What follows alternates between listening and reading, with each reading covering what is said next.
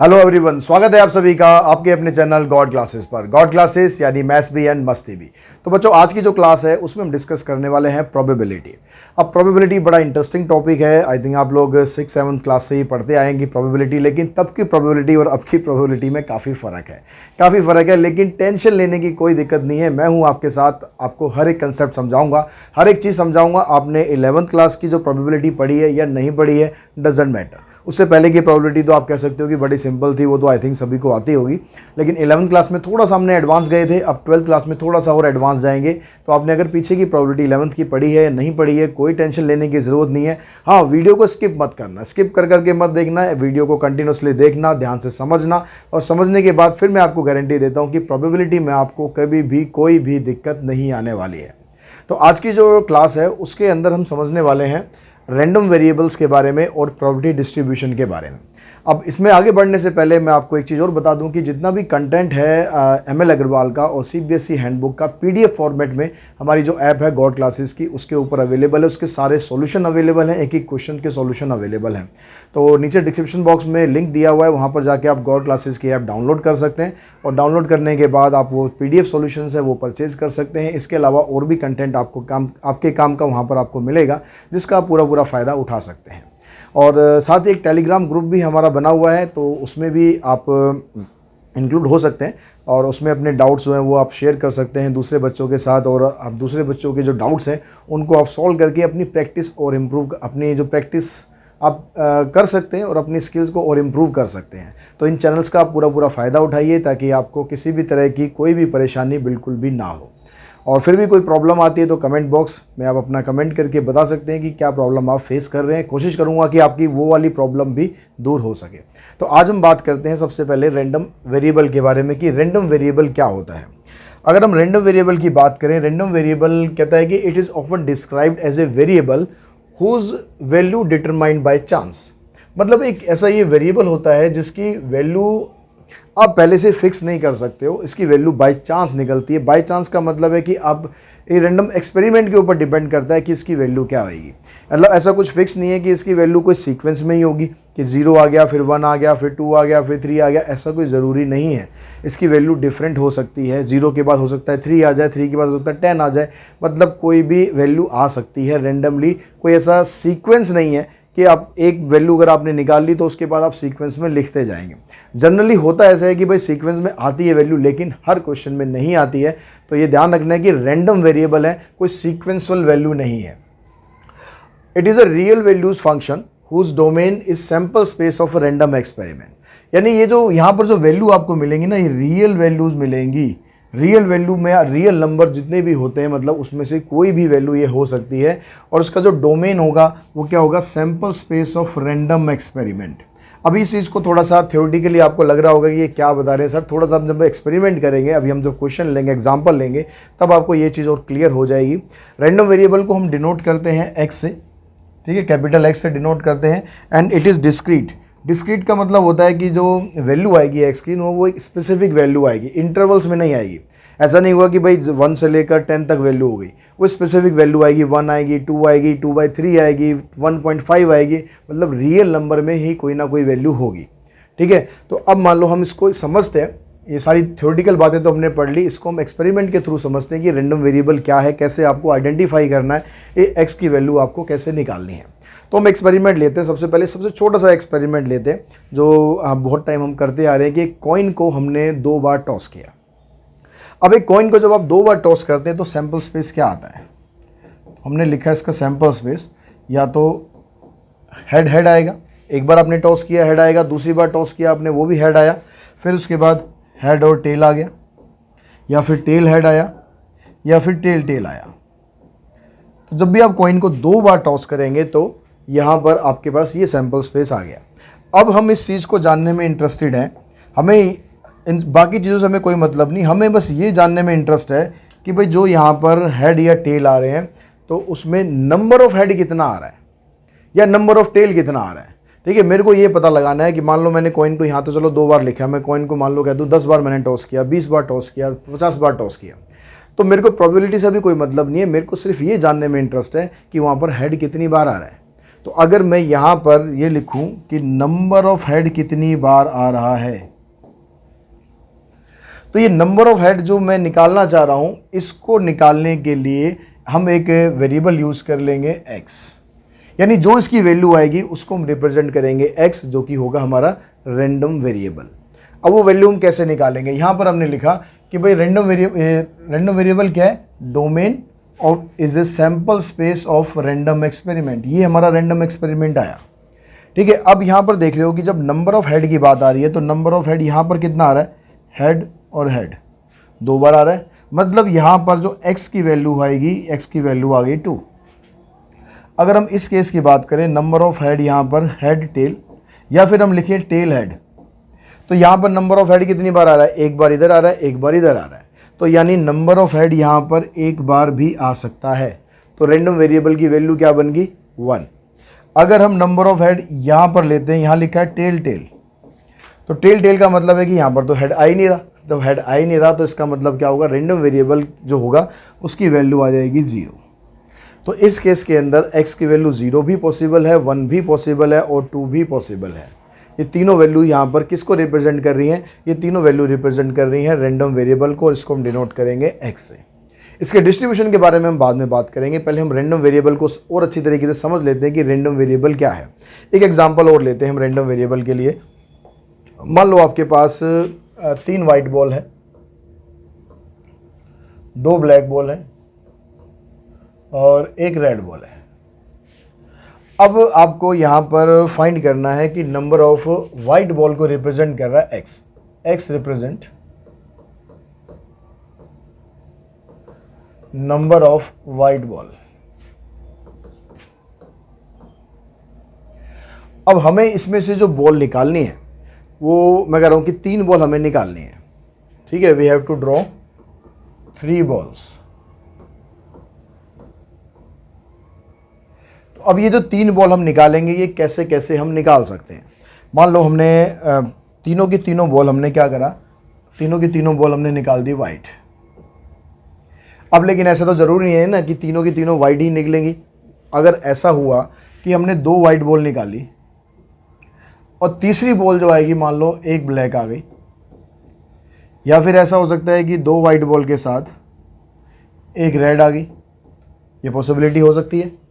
अगर हम 1 white ball लेते हैं, 1 वाइट बॉल के साथ 2 ब्लैक बॉल हो सकती है, या फिर 1 वाइट बॉल के साथ 2 रेड बॉल, तो खैर पॉसिबल ही नहीं है क्योंकि रेड बॉल तो एक ही है।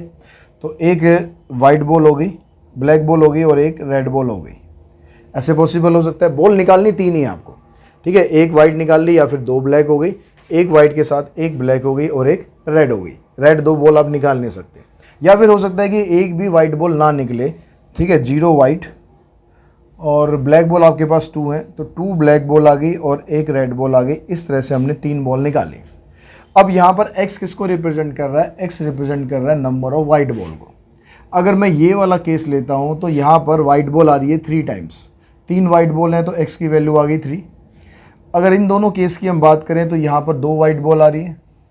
अगर इन केस की बात करें तो यहाँ पर वाइट बॉल 1 बार आ रही है और यहाँ पर वाइट बॉल 1 बार भी नहीं आ रही है, 0 आ गई। तो यहाँ पर x की वैल्यू क्या क्या पॉसिबल हुई, x की वैल्यू 0 हो सकती है, 1 हो सकती है, 2 हो सकती है और 3 हो सकती है। तो इस तरह से आप रैंडम वेरिएबल फाइंड कर सकते हो, x की वैल्यू फाइंड कर सकते हो। कोई भी एक्सपेरिमेंट हो, आपको x फाइंड करना अच्छे तरीके से आना चाहिए, ताकि प्रोबेबिलिटी आपको आगे, क्योंकि आगे जो 2-3 एक्सरसाइज है ना, उन सभी के अंदर आपको x निकालना पड़ेगा। x कैसे निकालना है ये आपको बिल्कुल क्रिस्टल क्लियर होना चाहिए। आई थिंक अब आपको समझ में आ गया होगा कि x किसको रिप्रेजेंट कर रहा है और x हम कैसे आइडेंटिफाई कर सकते हैं। अब उसके बाद बात करते हैं इसके डिस्ट्रीब्यूशन की। अगर हम प्रोबेबिलिटी डिस्ट्रीब्यूशन की बात करें तो हमने जैसे अभी हमने जो 2 केस लिए थे, हम उसी का ही डिस्ट्रीब्यूशन बनाते हैं। अब उसका अगर हम डिस्ट्रीब्यूशन बनाए तो पहले वाले केस में क्या था, हमने एक कॉइन को टॉस किया था 2 बार, तो सैम्पल स्पेस आया था हमारा head head, head tail, tail head and tail tail. और x की वैल्यू आपके पास आई थी, x की वैल्यू 0 आई थी, 1 आई थी, 2 आई थी। अब x की वैल्यू 0 का मतलब क्या है कि यहाँ पर हेड नहीं है।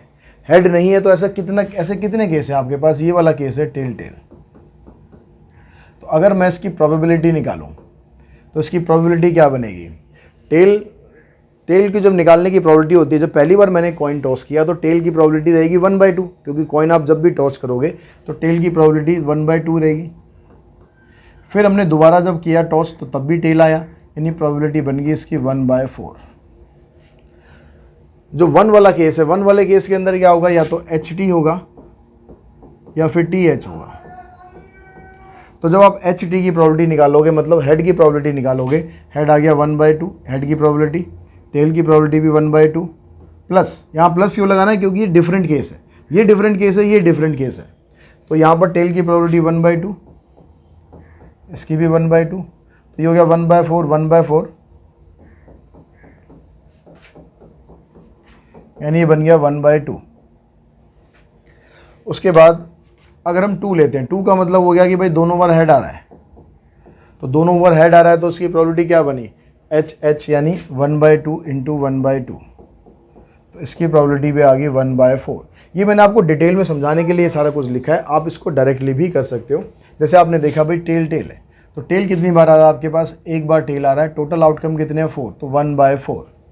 आपने हेड टेल और टेल हेड देखा कितनी बार आ रहा है, यहाँ पर ये 2 बार आ रहा है, तो प्रोबेबिलिटी आ गई इसकी 2/4 को सॉल्व करेंगे तो 1/2।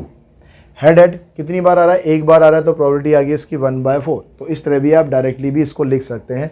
अब उसके बाद बनाया हमने इसका डिस्ट्रीब्यूशन। अब डिस्ट्रीब्यूशन जब आप बनाएंगे तो इस तरीके से आपको लिखना है, पहले यहाँ पर लिखेंगे आप x, यहाँ पर लिखेंगे इसकी प्रोबेबिलिटी यानी P ऑफ x। तो x की वैल्यू आपके पास आई कितनी, 0, इसकी प्रोबेबिलिटी कितनी है 1/4, x की वैल्यू आई आपके पास 1, प्रोबेबिलिटी आ गई 1/2, x की प्रोबेबिलिटी वैल्यू आई 2, प्रोबेबिलिटी आ गई 1/4। तो इस तरह से आप इसका डिस्ट्रीब्यूशन बना सकते हैं। अब ये डिस्ट्रीब्यूशन तो हमारा कंप्लीट हो गया। अब हम समझते हैं यहाँ पर कुछ और प्रॉपर्टीज़ भी प्रोबेबिलिटी डिस्ट्रीब्यूशन में आपको चेक करनी है। ठीक है, अब यहाँ पर जैसा आप देख रहे हो कि जो प्रोबेबिलिटी निकल रही है, ये प्रोबेबिलिटी की वैल्यू 0 से लेकर 1 तक के बीच में होनी चाहिए, जो प्रोबेबिलिटी का बेसिक रूल होता है, जो हम छोटी क्लासेस से पढ़ते आ रहे हैं।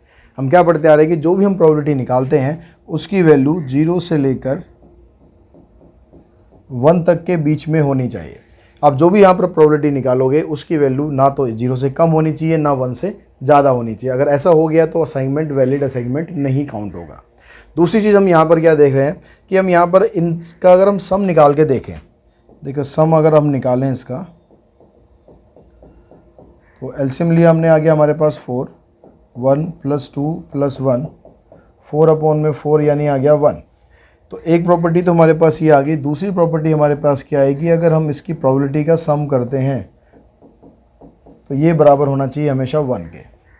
ठीक है, अगर तो जब भी आप असाइनमेंट को चेक करेंगे कि आपने जो आंसर करा है वो सही है या नहीं है, दोनों चीज़ उसके अंदर आपको देख लेनी है कि प्रोबेबिलिटी आपकी 0 से 1 के बीच में आ रही है तो ठीक है। ठीक है, अगर आपकी प्रोबेबिलिटी का सम करने पर, ये डिस्ट्रीब्यूशन में आप जो भी प्रोबेबिलिटी बनाएंगे उनका सम करने पर अगर ये 1 के बराबर नहीं आएगा तो भी इसका मतलब होगा कि डिस्ट्रीब्यूशन में कहीं ना कहीं गड़बड़ है और आप उसको ठीक कर सकते हैं।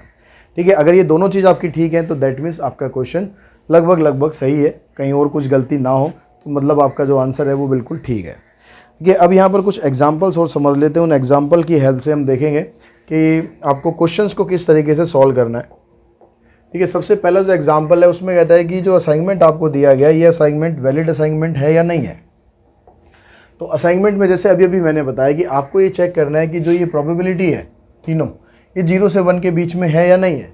तो आपने देखा कि भाई ये 0 से 1 के बीच में है, तो ये एक जो पहले वाला पॉइंट था वो तो हमारा यहाँ पर वैलिड है। अब दूसरा पॉइंट हमें क्या देखना है कि इनका अगर हम सम करेंगे तो सम करने पर ये 1 के बराबर आता है या नहीं आता। तो 4 + 4 8, 8 + 2 10, 10 मतलब 1.0 का मतलब आ गया 1। तो जो दोनों प्रॉपर्टी थी, दोनों प्रॉपर्टी यहाँ पर सेटिस्फाई हो रही हैं। इनका सम 1 भी आ रहा है और यहाँ पर जो प्रोबेबिलिटी आ रही है वो 0 से 1 के बीच में भी आ रही है। यानी इन दोनों केसेस, दोनों प्रॉपर्टीज़ को देखने के बाद हम ये कह सकते हैं कि ये असाइनमेंट हमारा ये वैलिड असाइनमेंट है।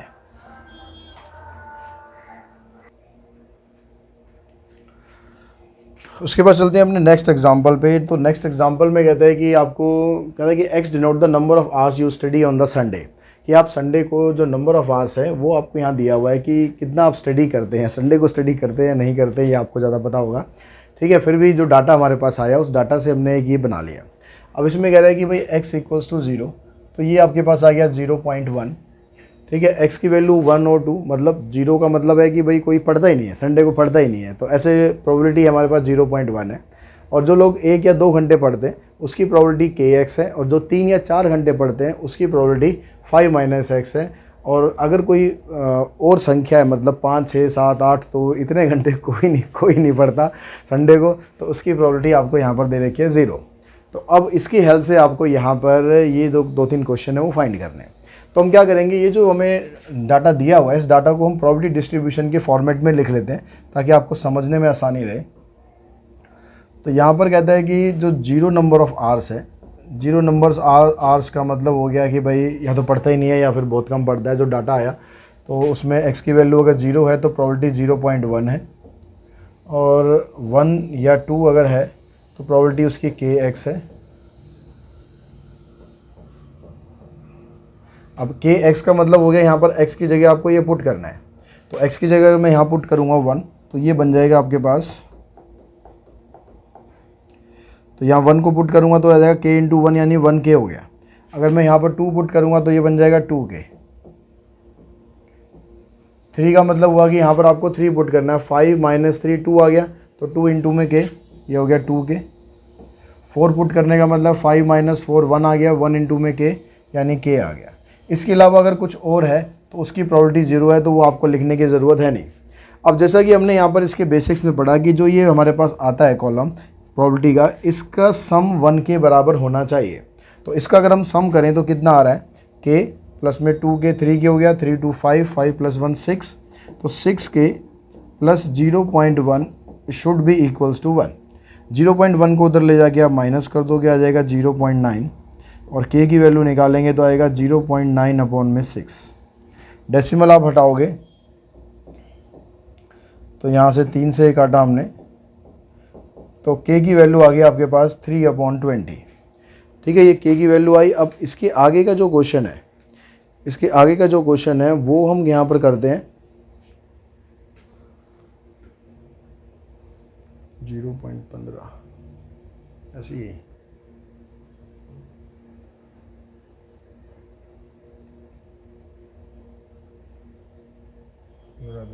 ठीक है, उसके बाद सेकंड पार्ट में कहता है कि what is the probability you study at least 2 hours, यानी कम से कम आप 2 घंटा पढ़ते हैं, इसकी प्रोबेबिलिटी क्या है। तो यहाँ पर जब हम एटलीस्ट 2 आवर्स की बात कर रहे हैं, प्रोबेबिलिटी ऑफ एटलीस्ट 2 आवर्स, तो कम से कम 2 घंटे यानी 2 घंटे या उससे ज़्यादा। अब 2 घंटे अगर आप पढ़ रहे हैं या उससे ज़्यादा पढ़ रहे हैं तो उसमें 2 भी आ गया, 3 भी आ गया, 4 भी आ गया, यानी प्रोबेबिलिटी आपको किस किस की निकालनी है, 2 की निकालनी है, 3 की निकालनी है और 4 की निकालनी है। और 4 से ज़्यादा तो पढ़ने का कोई चांस है ही नहीं। ठीक है, 4 से ज़्यादा पढ़ने के लिए कह रहा है कि भाई 0 है, तो उससे ज़्यादा तो आप पढ़ोगे नहीं।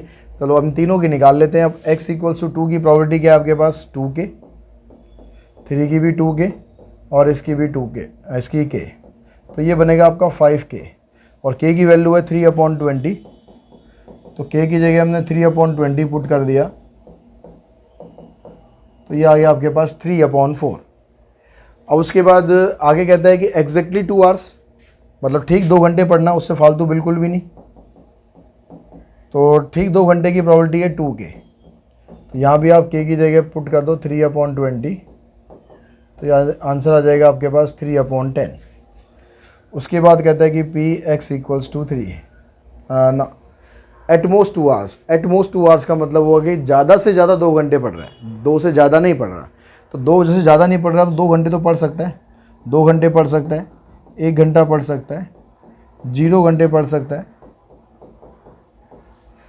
तो x = 2 की प्रोबेबिलिटी है 2k, 1 की प्रोबेबिलिटी है k और इसकी है 0.1, तो ये बन गया आपके पास 3k प्लस 0.1।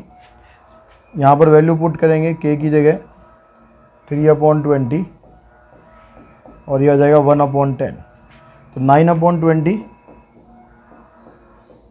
प्लस 1/10, तो यहाँ पर आ गया आपके पास 11/20,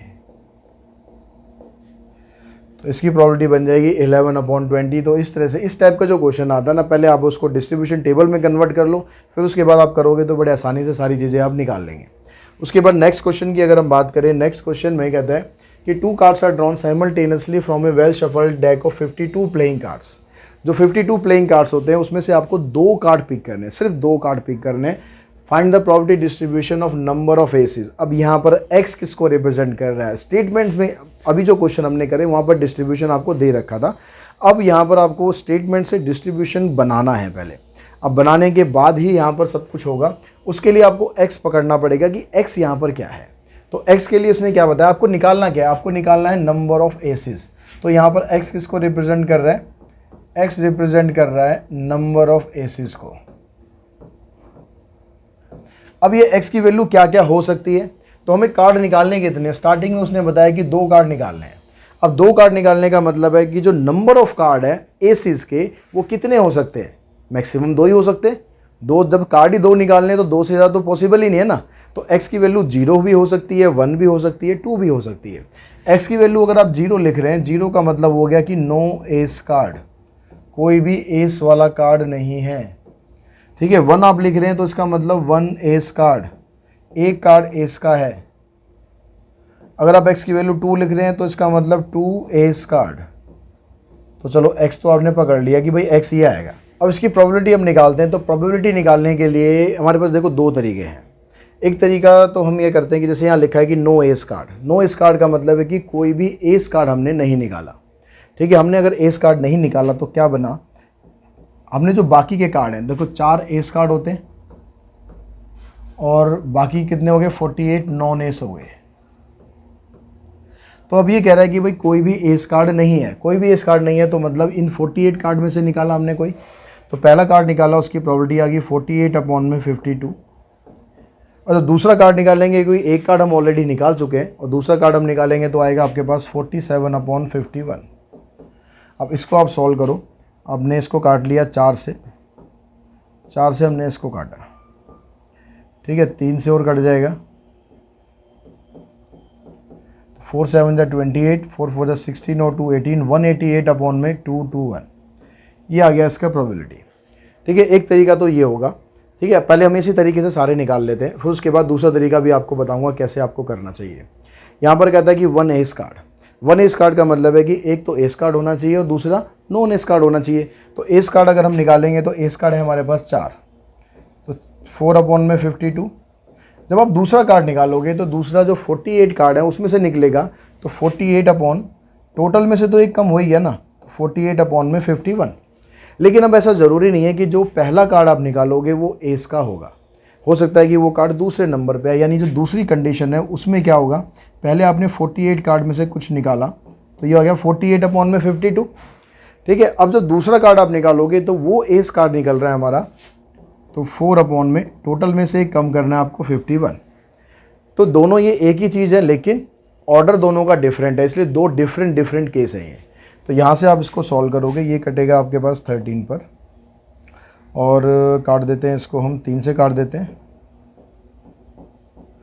तो ये 16/221, यहाँ भी 16/221। तो ये बनेगा आपके पास 32/221। 2 एस कार्ड। तो 2 एस कार्ड का मतलब हुआ कि जो हमने पहला कार्ड निकाला वो एस का था, इसकी प्रोबेबिलिटी ये आ गई। अगला कार्ड निकालेंगे, एक कार्ड कम हो जाएगा लेकिन टोटल में से भी एक कम हो जाएगा। फिर 4 से हमने इसको कैंसिल करा तो ये आ गया 1/221। अब चेक कर लोगे, एक तो प्रोबेबिलिटी इसकी देखो 0 से 1 के बीच में ही आ रही है। दूसरा चेक करो इसका सम, इसका 1 आ रहा है नहीं आ रहा। तो 8 + 2 10 और 1 11 हो गया। 8 और 3 12 + 11 + 1 12 हो गया, 12 का 2 आ गया और 1 + 1 2, यानी 2 2 1 आ रहा है ऊपर भी और नीचे भी 2 2 1 आ रहा है, मतलब कैंसिल करेंगे तो 1 आ जाएगा। मतलब आंसर तो आपका ठीक है, आंसर तो आपका आ गया। तो एक तरीका तो इस तरीके से आप निकाल सकते हो। दूसरा तरीका क्या है, दूसरे में आपको कॉम्बिनेशन का यूज़ करना है। तो वो तरीका कैसे आप कर सकते हो और क्या उसका फ़ायदा है, देखिए यहाँ पर जब ये कह रहा था कि भाई नो एस कार्ड, कोई भी एस कार्ड नहीं निकला, तो एस कार्ड नहीं निकला तो दूसरे कार्ड निकले ना। तो दूसरे कार्ड कौन से, यानी 48 कार्ड, इन 48 C2 और टोटल आ गया आपके पास 52 C2। टोटल तो हम वही रहेगा कि 52 में से आपने 2 कार्ड निकालने हैं ऊपर की जो कंडीशन है वो चेंज होगी। अब ये 42(8)C2 और 52(C2) को अगर आप सॉल्व करोगे तो सॉल्व करके आपके पास यही बनेगा। ठीक है, इसको आप सॉल्व करके देखना। कॉम्बिनेशन कैसे सॉल्व करते हैं ये तो पता ही होगा, फार्मूला सबको, n factorial n minus r factorial और r फैक्टोरियल, ये फार्मूला आपको लगाना है। अब यहाँ पर क्या था कि 1 एस कार्ड, 1 एस कार्ड का मतलब है कि एक तो आपको एस कार्ड निकालना है और एक कार्ड बाकी में से कोई निकालना है। अब इसका फ़ायदा ये कि यहाँ पर जो हमने ये डिफरेंट केस बनाए थे, दो अलग अलग केस बना के हमने निकाला था, कॉम्बिनेशन से जब आप करोगे ना तो ये केस वेस बनाने की आपको ज़रूरत नहीं पड़ेगी। इसको आप सॉल्व करोगे तो सॉल्व करके ही आपका सीधा आंसर आ जाएगा। तो ये इसका फ़ायदा होता है। जब आपको 2 कार्ड निकालने हैं तो 2 तक तो चलो फिर भी ऐसे ठीक है, लेकिन जब आप 3-4 कार्ड निकालने पड़ जाएंगे तो वहाँ पर अलग अलग डिफरेंट केसेस बनेंगे। तो उससे बेटर रहेगा कि आप उसमें कॉम्बिनेशन का यूज़ करो। उसमें आपको केसेस की टेंशन नहीं लेनी, कितने केस बनने हैं वो अपने आप ही सब कुछ वहाँ एडजस्ट हो जाएगा। ठीक है, ऐसे यहाँ पर आप करोगे 2 एस कार्ड, तो एस कार्ड आपको निकालने, एस कार्ड थे हमारे पास 4 में से दोनों एस निकाल दिए। नीचे आपके पास 52(C2), इसको सॉल्व करोगे ये आपके पास आ जाएगा 1/221। तो इस तरीके से आप कॉम्बिनेशन का यूज़ करके ये क्वेश्चंस को सॉल्व कर सकते हो और डायरेक्ट करना चाहो तो डायरेक्ट भी कर सकते हो। एक एग्जांपल और लेते हैं, एक चीज़ और समझते हैं, उसके बाद फिर इस वीडियो को एंड करेंगे। यहाँ कह रहा है from a lot of 10 bulb, 10 lot का हमारे 10 बल्ब का लॉट है, उसके अंदर 3 डिफेक्टिव बल्ब है, तो यानी 7 नॉन डिफेक्टिव हो गए। ए sample of 2 bulb is drawn, हमें 2 बल्ब का सैंपल निकालना है। अब 2 बल्ब का सैंपल निकालना है तो एक्स किसको रिप्रेजेंट कर रहा है, the find the probability distribution of number of defective bulb. X represent कर रहा है डिफेक्टिव बल्ब को। तो डिफेक्टिव बल्ब आपके पास यहाँ पर क्या हो गया, एक्स की वैल्यू क्या होगी आपके पास, 0 होगी, 1 होगी और 2 हो गई। 0 का मतलब है कि भाई एक भी डिफेक्टिव बल्ब नहीं है, नो डिफेक्टिव।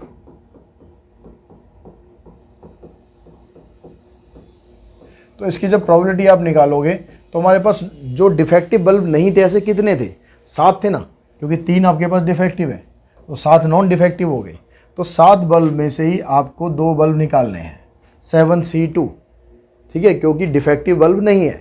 टोटल आपके पास 10 है, तो 10 में से आपको कोई 2 बल्ब निकालने हैं। यहाँ पर हम सॉल्व भी कर लेते हैं कॉम्बिनेशन को, जिसको कॉम्बिनेशन सॉल्व करना नहीं आता होगा वो यहाँ पर सीख लो। 7 फैक्टोरियल आ गया ऊपर, 7 माइनस 2 5 फैक्टोरियल और 2 फैक्टोरियल। सेम फार्मूला नीचे लगाओ, 10 factorial, 10 minus 2 8 factorial and 2 factorial. तो ऊपर जो 7 फैक्टोरियल है उसको आपने एक्सपेंड करा ऐसे 5 तक लाओ, 5 तक रोक दो, क्योंकि नीचे आपके पास 5 फैक्टोरियल है। 2 फैक्टोरियल को सॉल्व किया, ये आ गया। ऐसे यहाँ पर आ जाएगा 10 फैक्टोरियल को 10 9 8,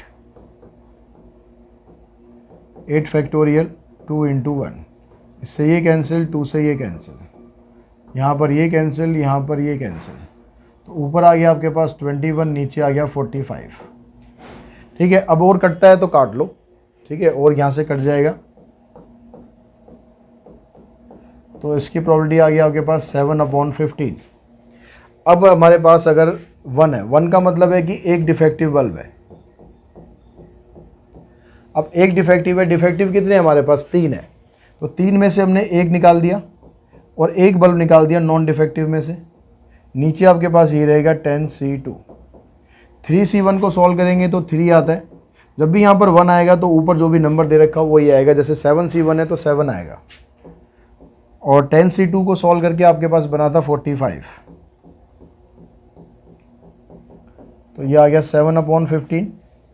उसके बाद 2 का मतलब हो गया कि भाई 2 डिफेक्टिव बल्ब है, तो हमारे पास 3 डिफेक्टिव बल्ब थे, उसमें से हमने 2 निकाल दिए। इसको सॉल्व करोगे तो सॉल्व करने पर आएगा 3, ये आ गया आपके पास 1/15। अब डिस्ट्रीब्यूशन अगर आप बनाते हो उसका,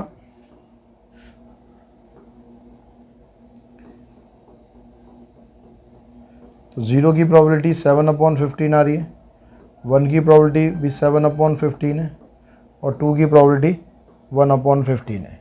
इनका टोटल करोगे तो 15/15 आ रहा है, यानी आंसर हमारा ठीक आ रहा है। ठीक है, तो इसी एग्जांपल के साथ ही ये वीडियो में यहाँ पर फिनिश करते हैं। आई होप आपको प्रोबेबिलिटी डिस्ट्रीब्यूशन, रैंडम वेरिएबल कैसे प्रोबेबिलिटी डिस्ट्रीब्यूशन बनाना, ये सब अच्छी तरह से क्लियर हो चुका होगा। अगली वीडियो में हम बात करेंगे इसकी एक्सरसाइज की। तो आज की इस वीडियो में इतना ही। Thanks to all of you.